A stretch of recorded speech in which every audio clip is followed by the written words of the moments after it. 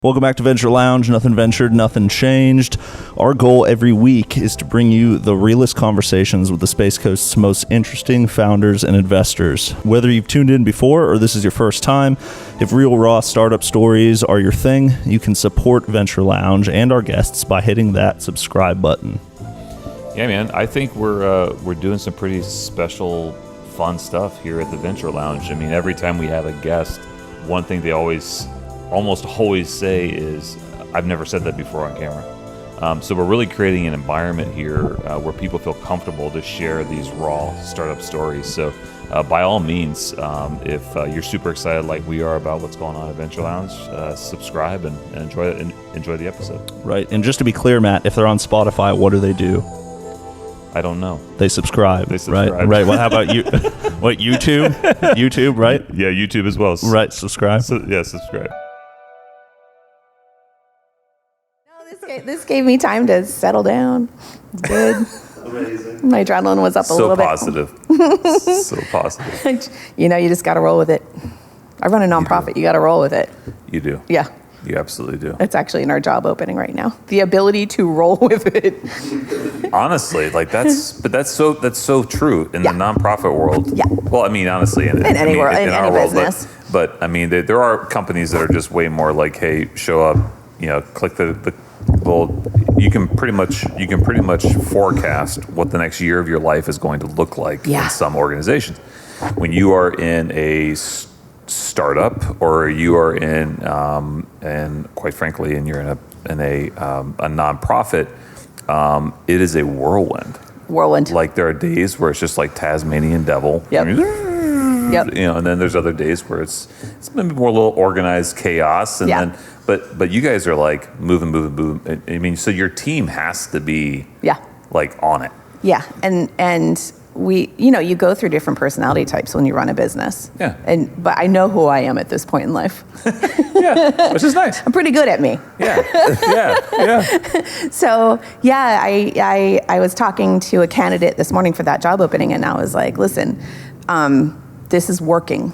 So we are open to all sorts of work styles, but you need to know what already exists and then make sure that you'd be a comfortable fit in the machine. Yep. And and I said, you need to know if you need a structured work environment, this isn't the job for you. You will be uncomfortable.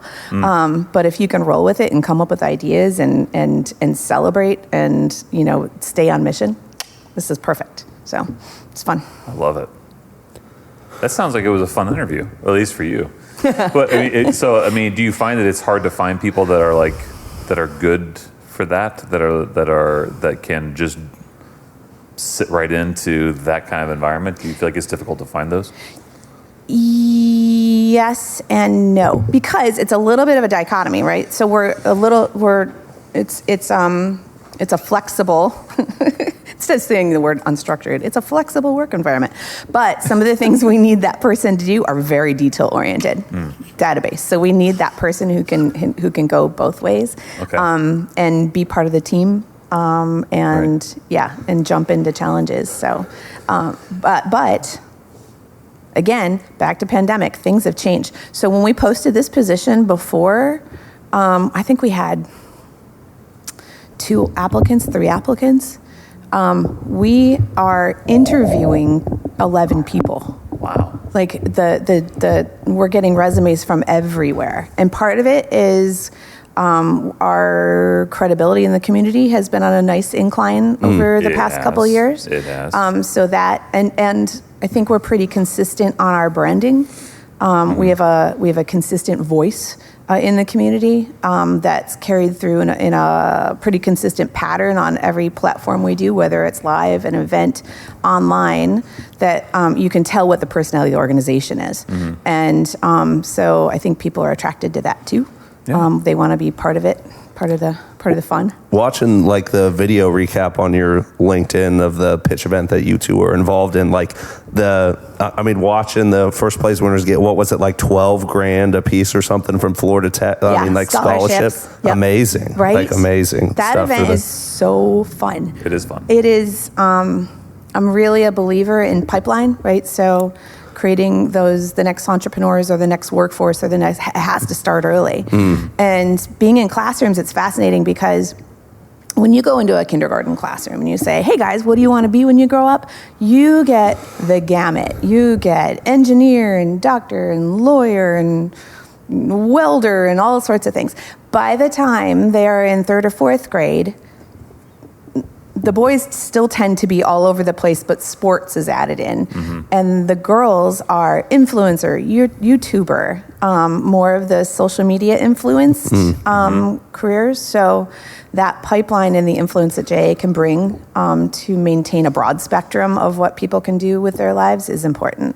Yeah, extremely important to have like that extra stimulus and curriculum outside where there's like more critical thinking outside of just the standard education, you know what I mean, which is important as well. But that diversity, like you're saying, I think plays a huge role in kids getting their development accelerated, you know? Absolutely. I was a clock watcher in school.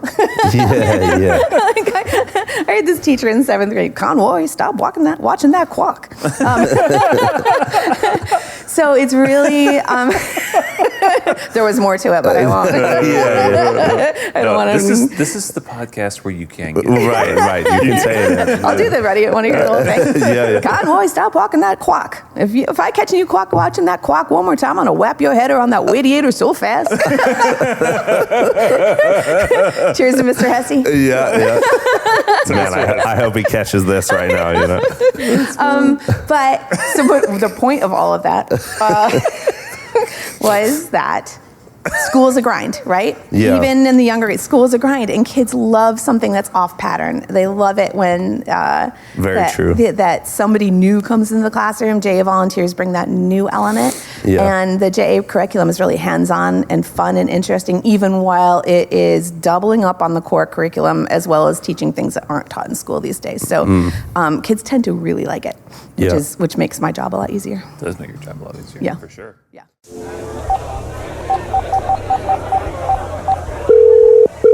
Welcome to the Legacy Angel Network Venture Lounge, where nothing ventured is nothing changed. For Matt Helmenthaler, press 1. For member services, press 2. For real raw startup stories, press 3.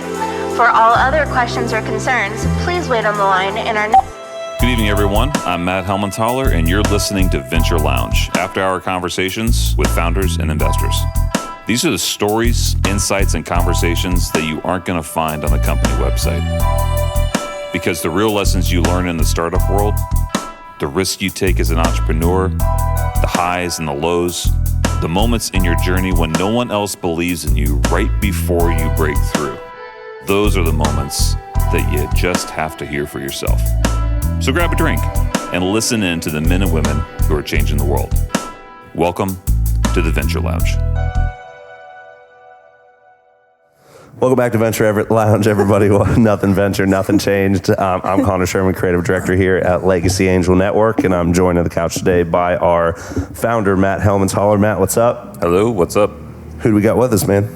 I am very pleased and honored to have Anne Conroy-Baiter here with us.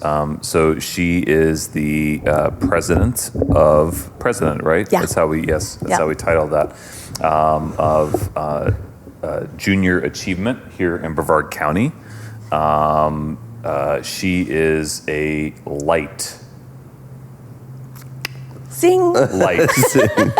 in this community. I mean, and I'm not joking when I say that. So Anne, I met her a few years ago. I think Matt Susan said, "Hey, you should have this guy Matt judge this thing and whatever." Yep. And then it was the innovation event. Yes. And so that's where we met, and then we stayed in contact. But from that time, like, you guys have, like, I think it was actually more than 3 years ago, maybe 4 years ago. I think it was 4 years ago. Yeah. You guys have grown like crazy, and I'll tell you why. It's because of this lady and her team. Like, they have just gotten with it in our community, and they're helping students all over the place.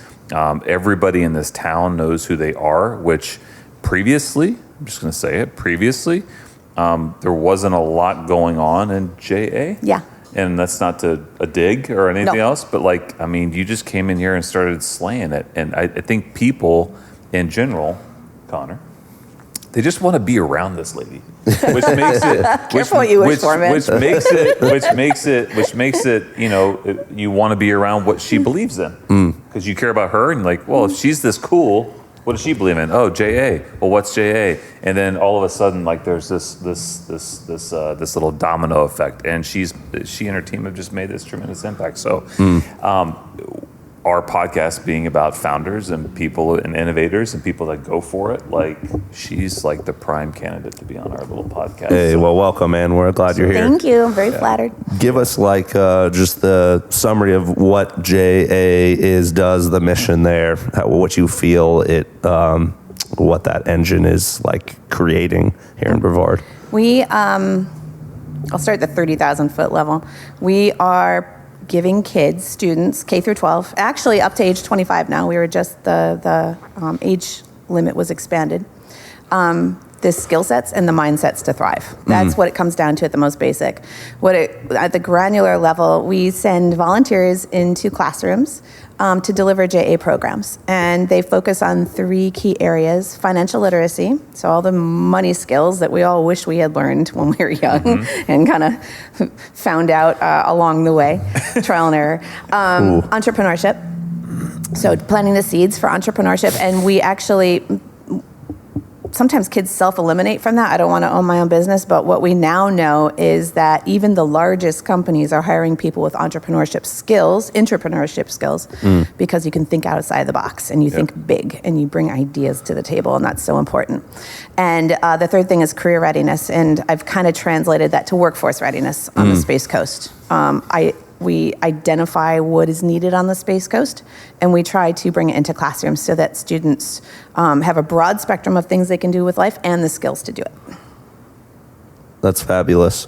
Yeah, I mean, even with my, like, so I'm obviously, when you have your own kids, I think you just start to get more interested in the development, education, all that stuff. So just hearing about that's really cool. What do you kind of identify as like the key components that create an entrepreneurial mindset for a kid? What kind of kid thrives in this program or these activities? Well, we all know in this group that entrepreneurs are unique creatures. Yes, they are. Yeah. And there's a lot of self-skills analysis within the JA curriculum. So that, you've got to be a risk taker. You've got to have some coping skills to deal with anxieties. Am I going to make payroll next week? All of those things.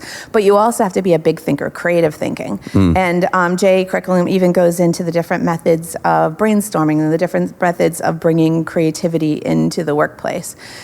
But then they back it up with real skills also. The research behind being an entrepreneur, the legal ramifications, the financial ramifications, the marketing skills, and also the knowledge that you don't have to be good at everything. You can build the team to be good at everything or surround yourself with support structures.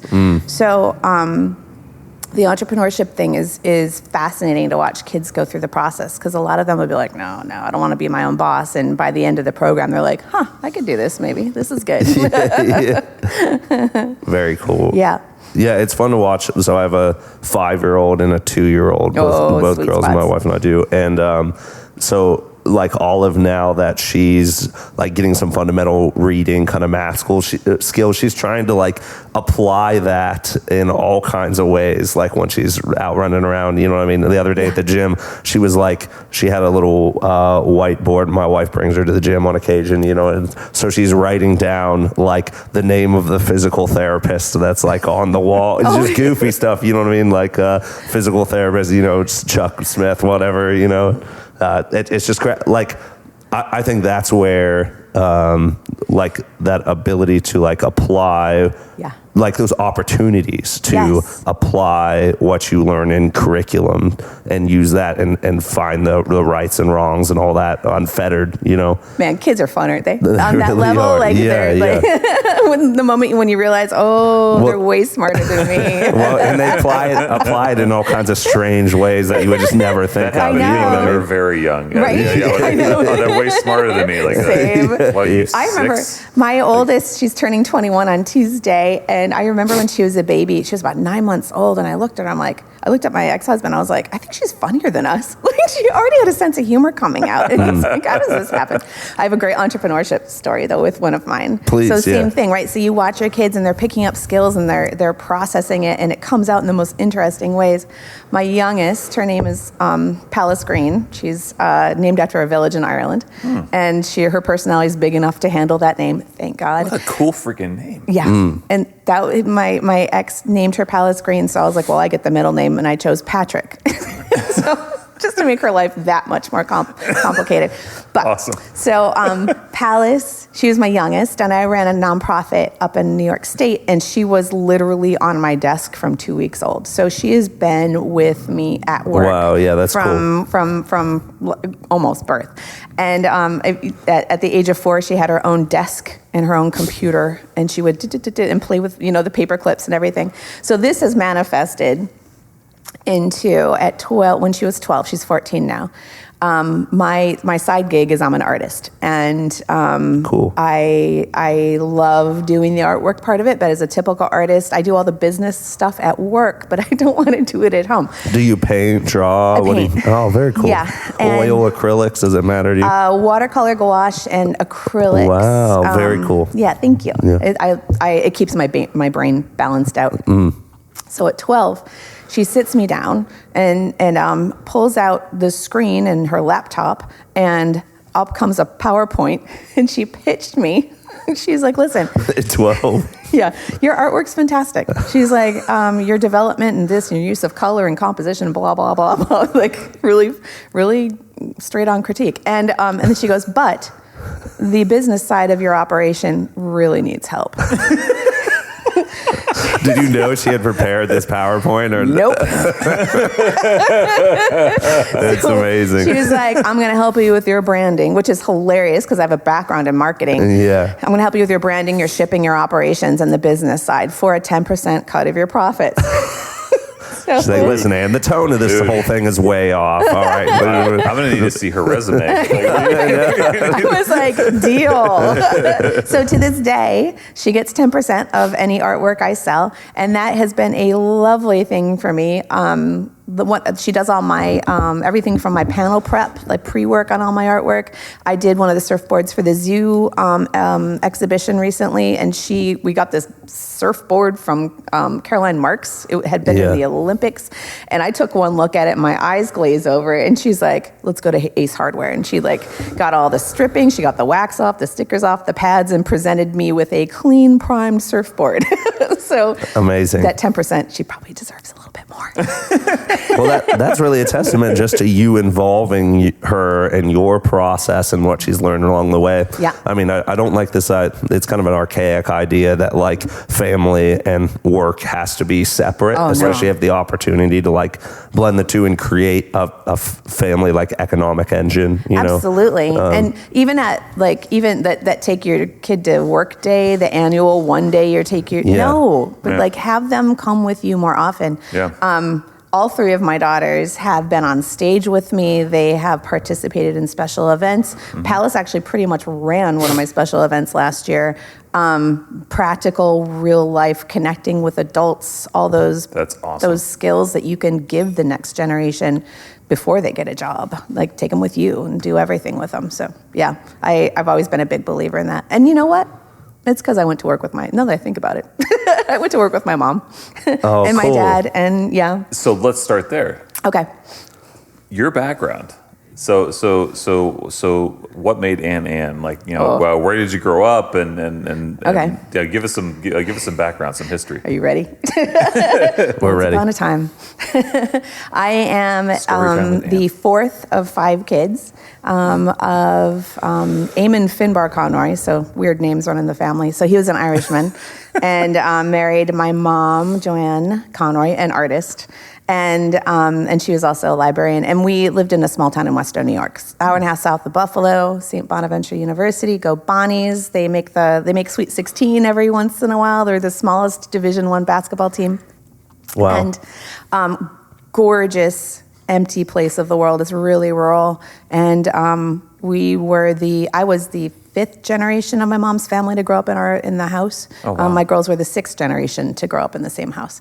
So really kind of weirdly grounded growing up, but also one foot in Ireland, in a different country. So we had and it was a college town too. So house just full of students and artists and priests and all sorts of people when we were growing up. So it was fun and interesting. It was because we grew up in a college campus pretty much, and I went to work with my parents all the time. Yeah, we were all education bound. So I ended up at Tufts University in Boston. My dad agreed to be a professor at St. Bonaventure, so he'd have tuition remission for his 5 kids. Not one of us went to St. Bonaventure. Ungrateful little. That's just how it works out, man. So many apologies I could make to my parents if they were still here. So I went to Tufts and then bounced around the country for a while. Lived in Seattle for a year during the grunge years, so fun. And then Washington, D.C. for 5 years. Worked at a consulting company, started as a graphic designer and ended up running the division. And I was too young for it, so the stress was too much. And my then husband and I moved out to Portland, Oregon for 5 years. I was creative director for an advertising agency and then opened up my own events planning group, specializing in nonprofit fundraising, ironically. And then my parents went downhill really quickly, and we moved back to Western New York in 2001, helped them through their last year, and ended up inheriting that homestead 14 years, and then Drew wanted to move down to Florida because his parents live in Cocoa Beach. So, in a nutshell. Man, that's just human ping pong ball. Yeah. So as a kid, as a young person, did you feel like you had that entrepreneurial kind of like spirit going on? Like, did you always think outside the box? Were you always kind of like? I was really shy until maybe junior year of high school. I was in the band. I played trumpet, but I wasn't all that entrepreneurial in high school. I kind of bloomed when I got to college. There was an entrepreneurial business on campus. It was a student-run business, and I took it over my sophomore year. Mm-hmm. We rented college fridges and all dorm, That's awesome. Yeah, the business did great. And by my senior year, I'm check in this first thing in the morning. It's summer breaks, check in first thing, everything's good, delegated, off to the beach. So it was good. But no, not so much. My mom was an artist, so I watched her, it wasn't called a side gig back then, it was her sanity. Yeah. So, but I was by her side during all of those things, so I definitely picked up on things. But similar mediums as was she painting as well? Yeah. That's cool. Yeah. Through line. Mm-hmm. Yeah, I've never had any formal training. But I grew up watching and critiquing her work. And she always wanted me to start painting. Yeah. And I lost both my parents in 2001, and I was primary caregiver for her.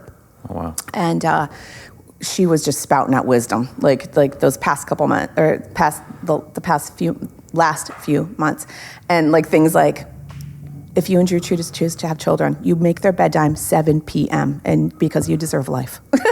Just things like that. That is great wisdom. Oh God, it was fantastic. Yeah. But she said, I really want you to start painting. You have it in you. Please start painting. And I started 2 weeks after she passed. So wow. it was like, she's like, I'm in charge now, sit down. And I haven't stopped. It was my way of grieving.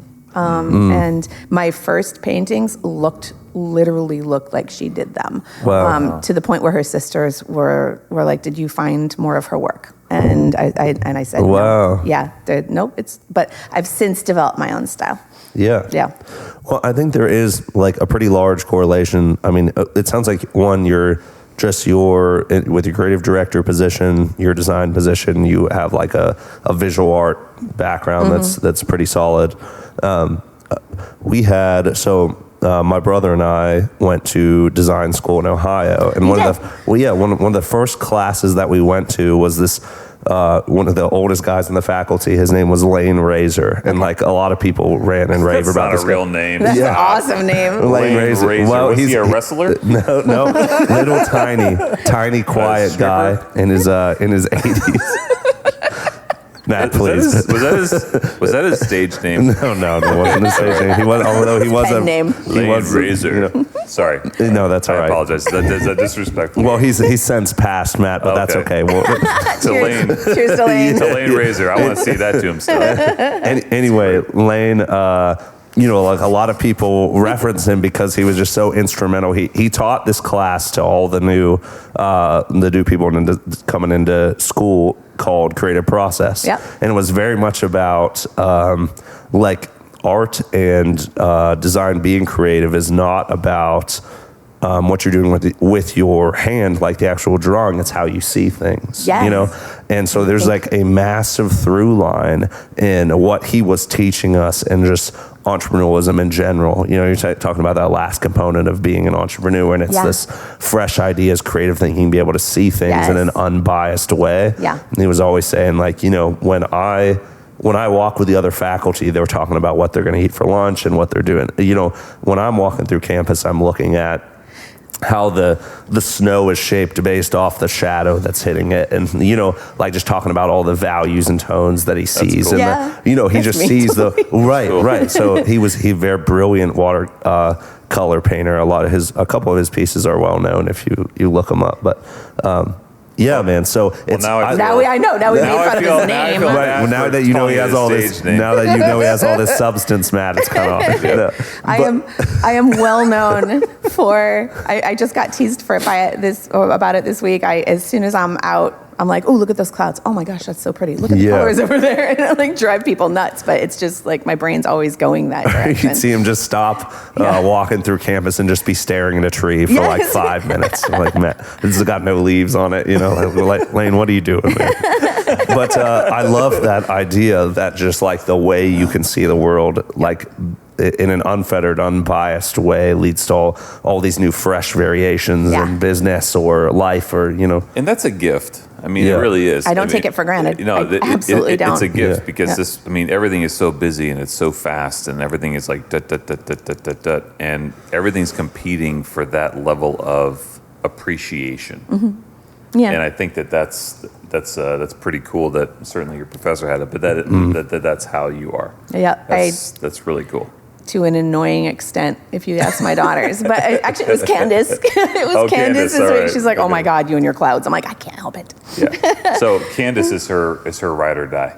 Yes. Yeah. She's 100%. VP of Education. Oh, cool. She's just we're opposites, but in a really the best partnerships are usually you get the different strengths coming together, and she and I are that. And my first day at work at Jay, I was terrified. I'm looking at this board list. When you give credit to the team includes. I have a fantastic board of directors. There's phenomenal board. Yeah. And I was terrified of going to work. And I was coming from New York State, so I was like, I had pantyhose on and high heels and all the things, like thinking I'm gonna, go into this very corporate job, and it was not corporate. And at the end of the first day, Candace looks at me and she goes, "It's so cute you wear heels." I'm like, "Oh, thank God." I'm like, "Oh, okay, I can work here." That's awesome. That's awesome. Yeah, Candace is. So it kind of reminds me of my my relationship with Scott over there in the background. Mm-hmm. Hey, Scott. Hi, Scott. Yeah. So Scott's like my right hand.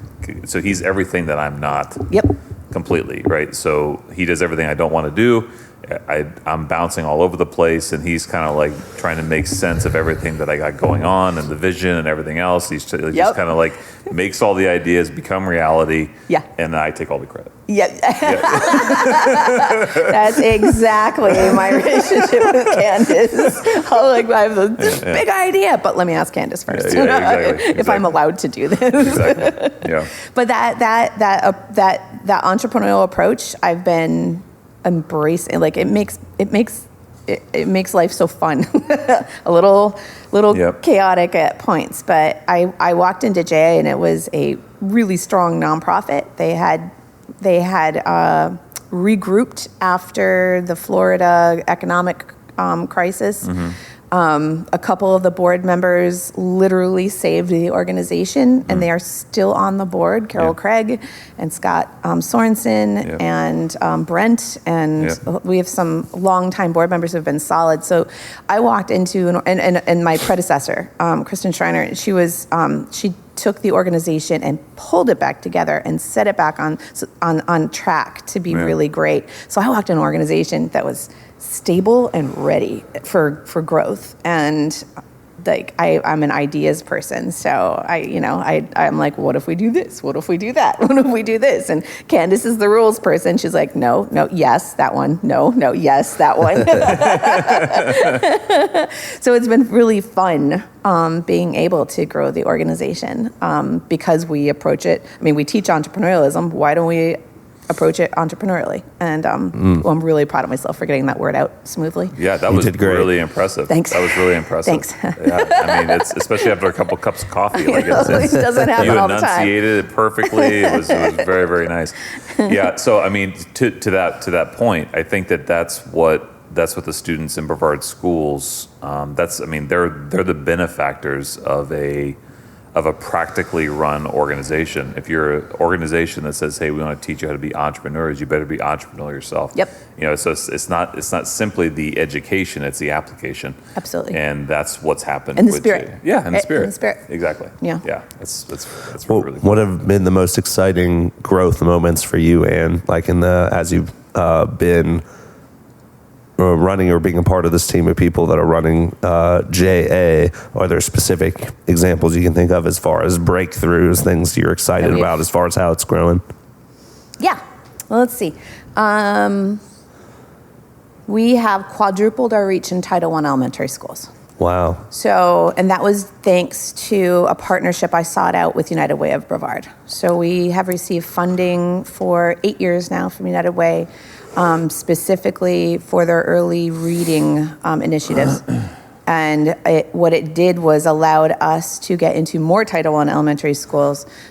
We double up on the literacy initiatives that United Way is focused on, because I come from a family of readers. It is the key to everything. Like visual is great, but verbal is so important.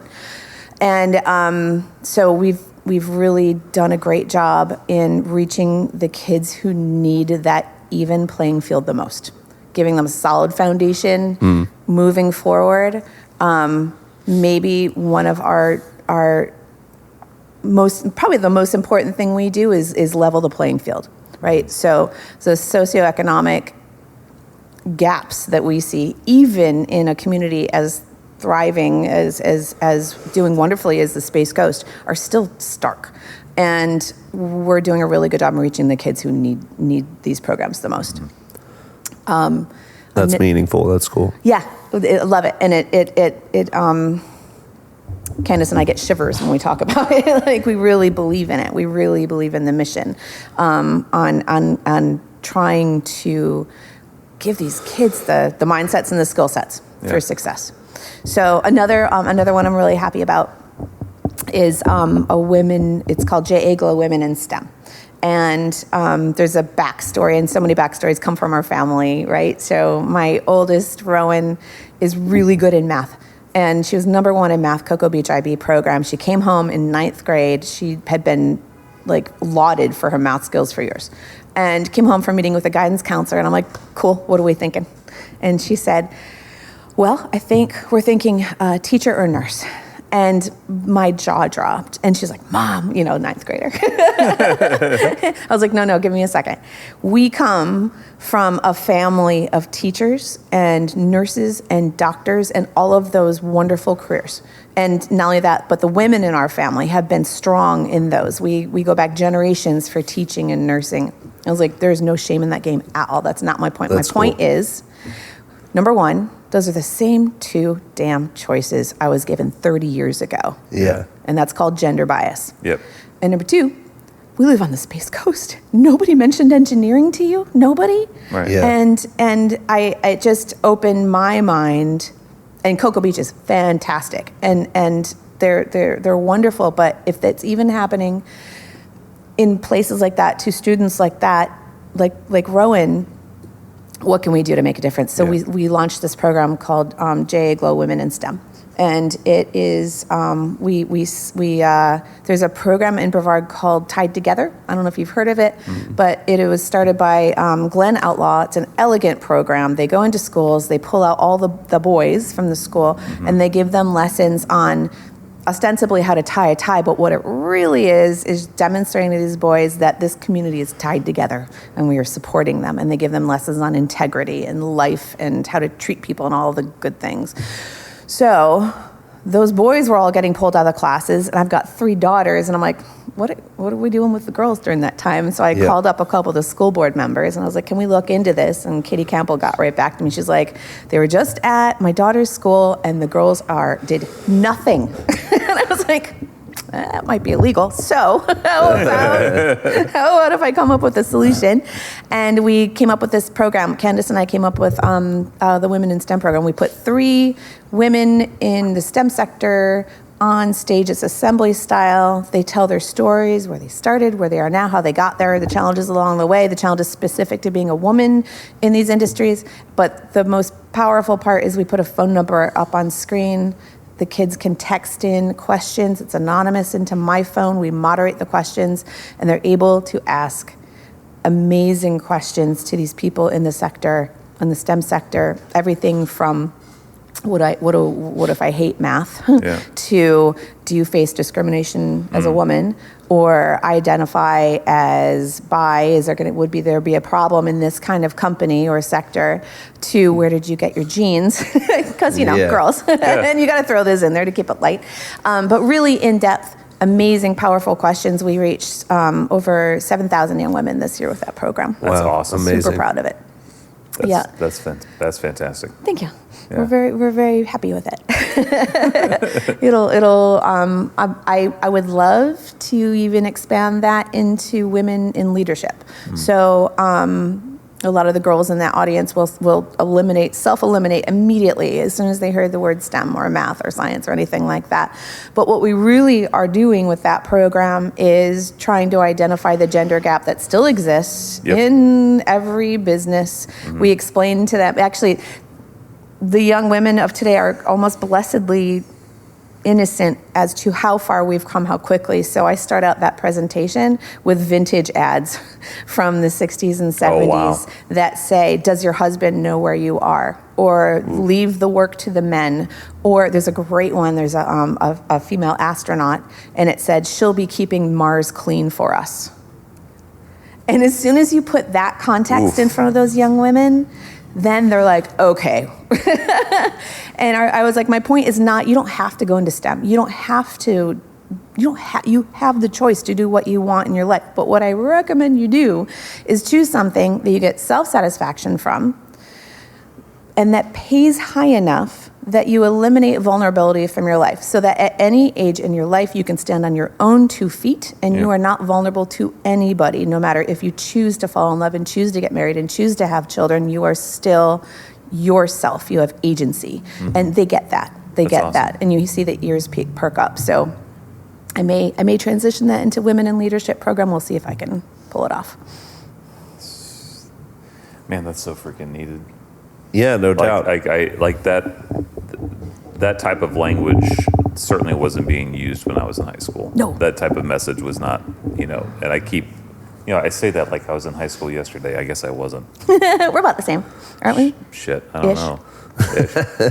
I graduated in 97. No, we're not the same. College or high school? High school. I'm 52, so 88. Oh, okay. Yeah. Okay. But still, same. The women. I have a wonderful supportive cohort of friends. I'm blessed to have female friends, and what we were taught was that we can do anything, but we were given no specific information on what anything means, and still brought up with traditional gender roles, so that successful women are still feeling guilty if their house isn't tidy. Like, come on, like the being pulled in all directions, the child caretaking, everything. There's still some definite redefinition because there's generations of exhausted women. Not saying that there's not generations of exhausted men, but the inequity is still there. No, and I like that your effort to just provide a diversity of opportunities, information, and like even those that are not in the same privileged position, just making those resources available to them is really cool. It's a privilege. We are happy to serve for sure. And so the kids know what they don't know. They know what they don't know. We run another entrepreneurial thing we did. We started a program called Money 101, and it's financial literacy. So it takes kids through every financial literacy challenge they'll face from age 16 to about 21. So getting your first job, getting your first paycheck, where did all my money go? What are taxes? How do I do this? How do I not go into debt for going to college? How do I choose a career that has a good return on investment? All those decisions. And the first time we held this program, Money 101, it's underwritten by a community credit union. They've been fantastic to us. They give us the food, always gets kids in a room. That's awesome. And adults and alcohol. And no alcohol with the kids, very specific. Alcohol with the kids. Just clarify that real quick. Yeah. Wow, Brevard School is very progressive. Very progressive. So the first time we had it was 9 a.m. on a Saturday morning. Are these kids actually going to show up? Yep, they showed up. And not only that, but we passed out Post-it notes. Like, what are you most interested in learning? What are you worried about in the money world? Like, what decisions? 80% of those Post-it notes said taxes. And we're like, what? Right. Taxes is your number one concern? That is amazing. The kids know what they don't know. And they're thirsty for it. Some of the women in STEM things, they keep my phone number. And there was one school I went to, West Shore, which is it's one of the top schools in the country. Right. But what people don't know is that it's a lottery system. So they have a wide socioeconomic breadth in that school. And I was still getting questions from girls 2 weeks after I was there. Oh, wow. There was one girl, she was almost like a ringleader. She's like, I've got 10 girls over the house and we have a couple more follow-up questions. Can we ask? I'm like, yeah, lay it on me. So absolutely, cool. Right? They know what they don't know. And they are, when you hear all the time in the news about mental health and stress and our young people, and part of that is they know what they don't know, and they know that they need to get all these skills on a really tight timeline. Yeah. And yeah, we're trying to help with that. And do you have like any personal stories or connections that you made with kids through that process that have been really impactful to you? You know, like specific, like the way certain kids have responded to the curriculum. I think those girls, that really got me. Like, because one of my biggest pet peeves is when there's a nonprofit that exists, but there's no problem. Like they're solving a problem or offering a service that isn't needed. And even with us, we question this. Like, are we on the right path? We do some self-discovery, or are we delivering the right curriculum by the right people in the right method? And so we're always, looking for that feedback. And to get those questions for weeks afterwards, I'm like, this is a genuine need. We're solving a genuine problem. Another one is that the innovation challenge. We remember those $12,000 scholarships, and one of the most impactful stories we have gotten out of that was right after the competition, and one of my judges was behind the winners. And the girl, the young woman, turned to her friend and said, I can go to college now. Wow. Right? Like, shivers. Yeah. There's a direct connection. And more we're getting alumni coming back to us and saying, I was a JA kid. Thank you so much. I would like to pass it on and volunteer. So, there's been, we're solid in the impact value statement. See, what I love about, I love everything that you said, semi-selfishly, we're called Legacy Angel Network. The idea is creating legacy, right? That's what you guys are doing. You are feeding today's generation for tomorrow's success. And Brevard County in this community, ultimately, we become benefactors of the work that you guys are doing now in partnership with Brevard Schools, in partnership with great companies that come along and help with funding and do all these different things. And so what a community needs in order for it to be an entrepreneurial community, in order for it to be a venture community, is you need that level of support, not starting necessarily when guy's 25 years old and he has an idea and now he can go and jump over into this. It's great that we have all that, but it's planting that seed all the way over here.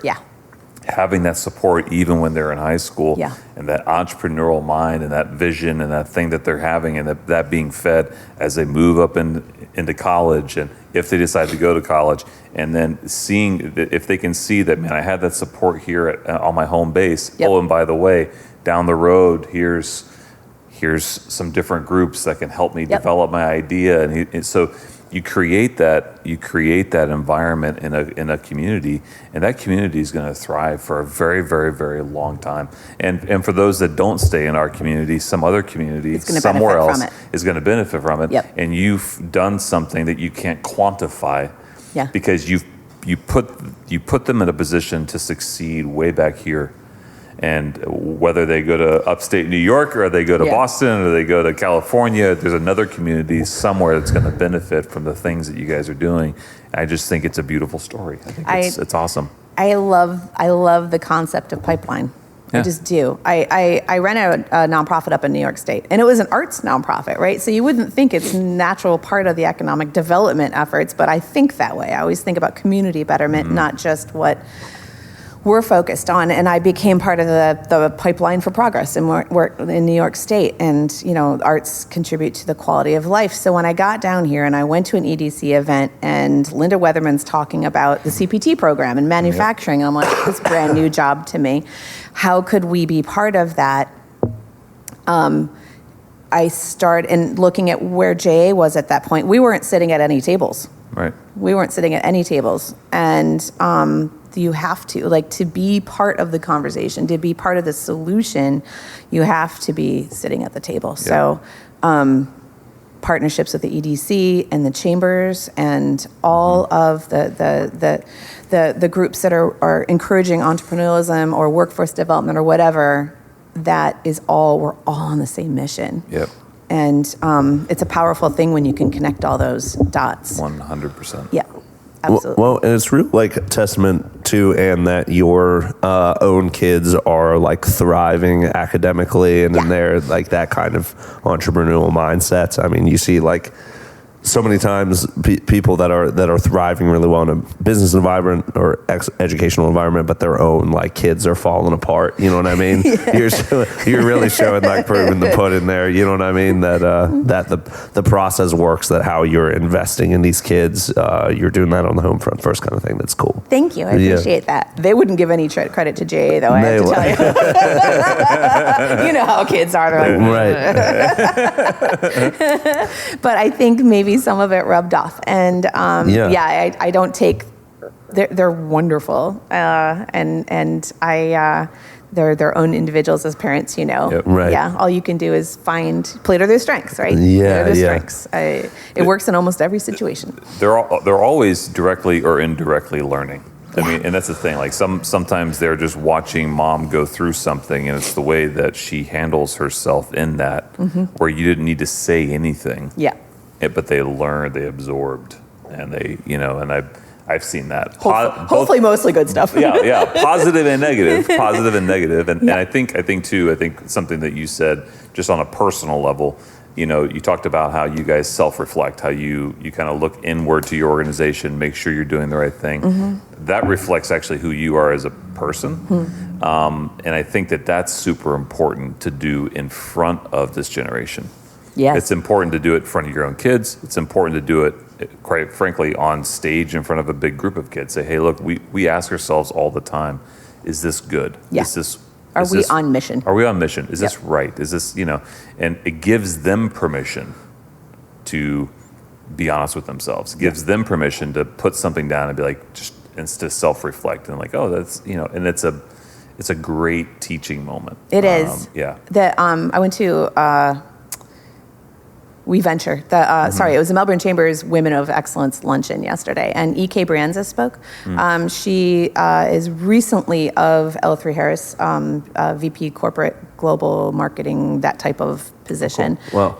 Joined our board, left L3 Harris after 1 month, and is now with the Space Force. Actually, no, she's working directly for the Pentagon. Anyway, she gave a presentation yesterday on value statements, 3 words that describe yourself. And I looked at Candace, I said, we need to do this again. Yeah. Like we need to, as our staff expands, as our programming expands, the mission is one thing, but how are we going to conduct that mission and what are we proud of? And then I thought, I need to do this for the family again too. Like as we're entering this next stage, 2 in college and 1, going to be heading off.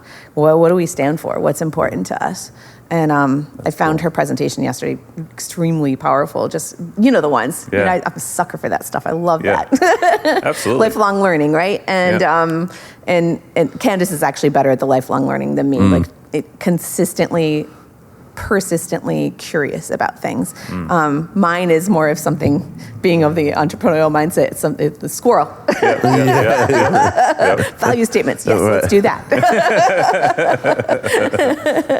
But I love borrowing other people's value statements too. Like, oh, that's really, really good one. Yeah, right? I was at an event. A little shout out to Squadra, if they're watching.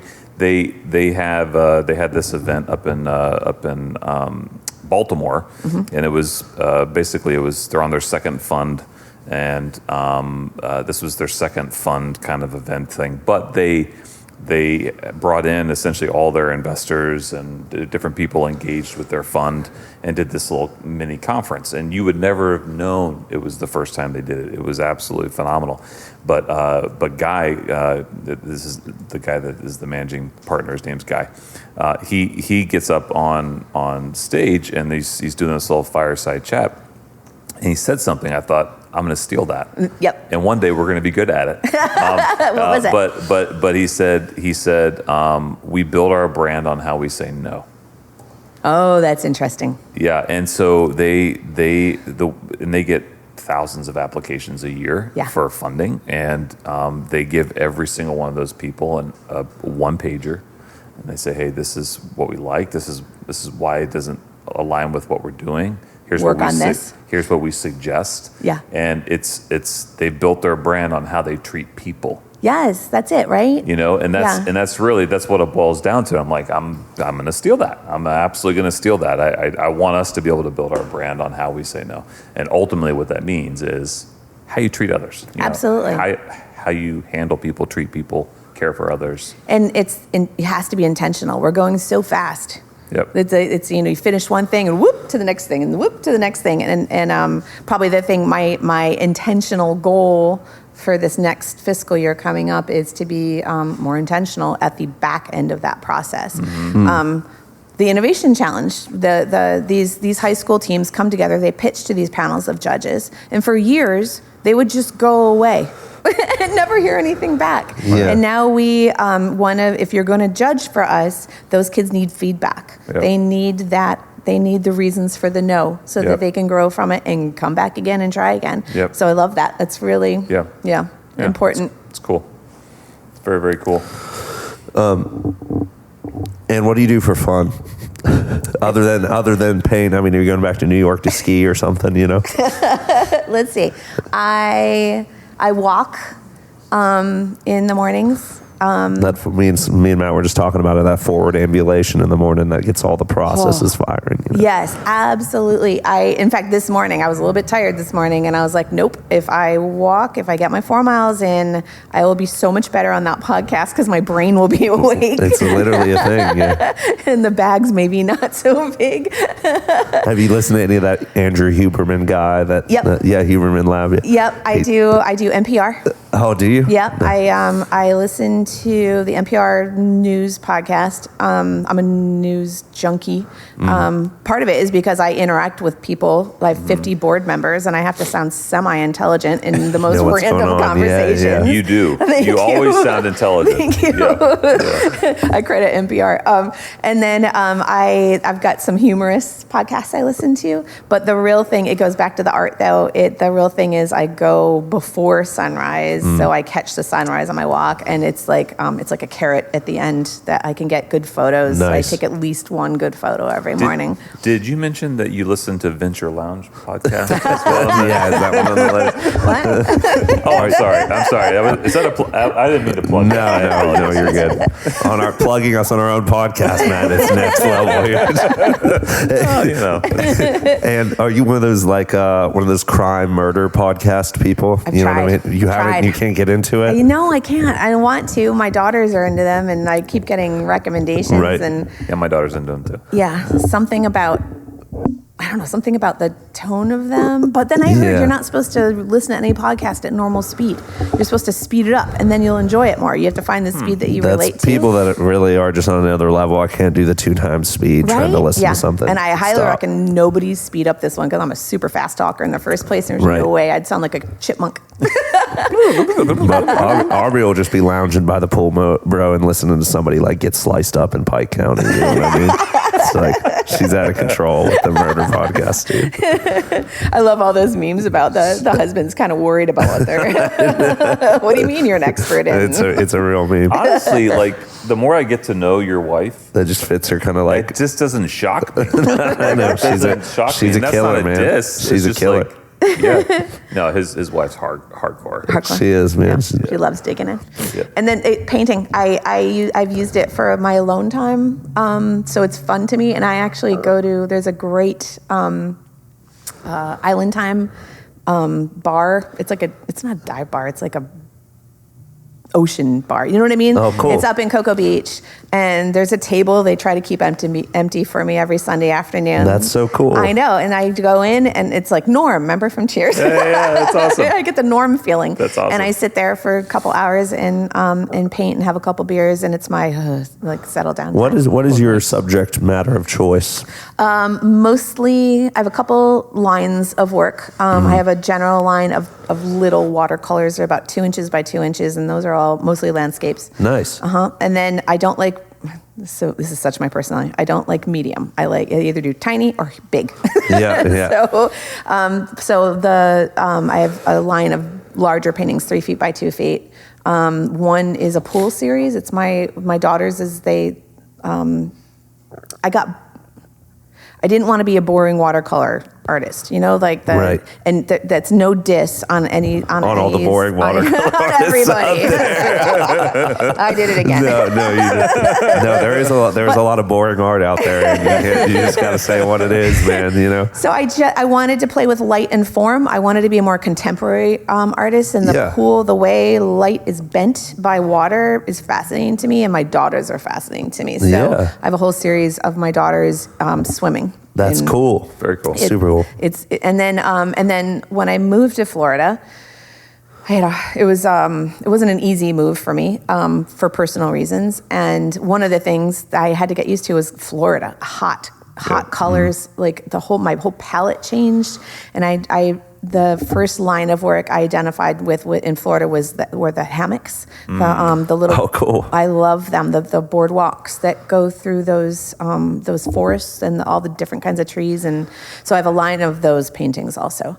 And then my newest is bioluminescence. A friend of mine took me out on his boat and floating in the lagoon, looking at the stars, and the water is all glowing. So I have a line of those paintings too. Oh, very cool. That is cool. I have.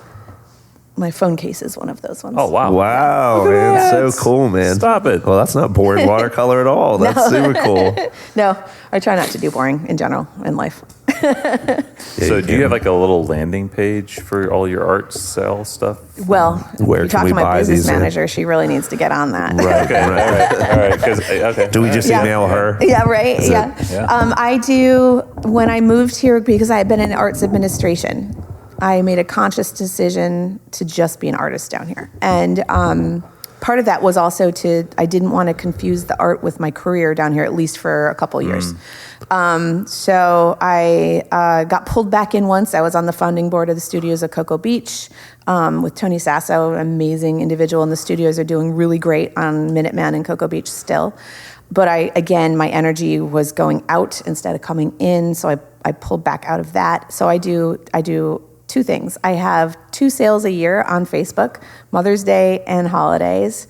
And then those tend to be they're not expensive, so they tend to be marketing pieces for me. And from those, I usually get the big painting commissions. Nice. So maybe eventually I'll do an exhibition or 2. I don't know, but I don't do festivals. I don't do any of that stuff. I try to just focus on the stuff that gives me energy. Right. Cool. Yep. Right. Cool. If you're constantly chasing, like to participate in all, like that's just not necessary, like you're saying. It's, The artists I respect most that are able to be professional artists have a unique quality of having the creative side and the business side. Right. Derek Gorse, amazing. If you look at his business side of his business is as impressive as his artwork, and his artwork is freakishly beautiful. Yeah. Couple artists, some of my artists up in New York State. I've always been interested in the business sides. I got a federal grant up there to start a business incubator for artists, and it was bicultural. In the middle of my region was the Seneca Nation of Indians. So we had 10 indigenous artists and 10 regional artists, and it was not only business skills, but it was also cross-cultural education and DEI type stuff, because there was a lot of inherent racism still that the nations face. So when I got the call that 2 of my Seneca Nation artists are now in the Smithsonian. Come on. wow. That's so awesome. That's so cool. That the business skills are just as important if you're going to be. So I consciously don't do the business skills. So I guess a complete contradiction. Well, that's a real thing, though. Like creatives and entrepreneurs, if they just arm themselves with a little bit of the logistics necessary to thrive in a space, it's usually those few missing pieces, like brilliant people that just don't have those few things that make it actually bring in revenue, or Yeah. So I'm pitching Palace back, my daughter who helps me with the art business. I was like, the next step you probably should think about an Etsy shop, and I'll increase your percentage if you do that. I'll make sure the inventory is there. Well, I was asking because I was like, for the podcast, we could just put a little link to your page Not on that our easy. thing, No. I make everything difficult. Friend me on Facebook, you'll see it. killer, Ann. Matt, ask her the question, the ending question. What's the ending question? The question of all questions. This is the Dun, dun, question. dun. It's an important question. Okay. There are these little things that make everybody tick, right? Core value, maybe something that like steers their compass, if you will, and like as to who they are as people, and on the flip side of that, so kind of like what's a core value for you that drives you? That's the first thing. Okay. And then what would you suggest also for people who are thinking about being entrepreneurs or thinking about like going for it? What a piece of advice would you offer them? Okay. The first one first. And actually somebody gave this to me about me last week, and it's somebody I really admire. And he said, your best quality is your unflagging optimism. Does that count? The core value? Yeah. So I am a glass half full, and I always have been. And that allows me to do the idea generation at a much higher rate, but also just that gives me drive to think this is going to happen. It's going to be great. And I rarely come back from that. In fact, the stock market challenge we're starting this year, Brent Peoples, recently on this podcast. Yes. Shout out Brent. Brent Peoples is one of the world's best human beings. He is legit. And I want him to read me a story at night. His voice. You know what I'm saying? Like it's just so even keel. Yeah, he's just a good. Papa. So You better keep going, Ann, before. I'm not going to go there. No, go ahead. So right before the board meeting, we were talking about the stock market challenge, and he has jumped into chair it. We're trying to figure out the sponsor levels and all that stuff. And I had sent him a sheet, him and Rick Simonian, also on the board forever. And I was like, what do you think? And they're like, we think this first year event, those sponsor levels might be a bit high. And sorry, I thought it was that mine. was me. That was Candace. She knows I'm doing this. She doesn't care. The production guy was 20 minutes late. So they're like, we need to bring down the sponsors levels. So I'm like, okay, yeah, no problem. And I said, our revenue goal, what do you think about that? And they're like, that seems attainable. And I'm like, it's going to be great. And they just fall out laughing.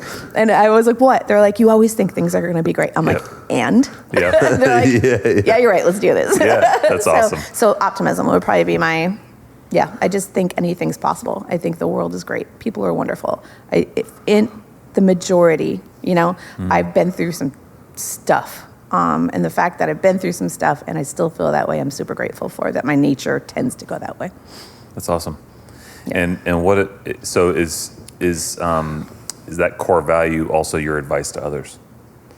To like who want to become entrepreneurs, want to like step out, kind of like want to go for it. Like what advice would you offer them? Yeah, I think an intentional turn towards that.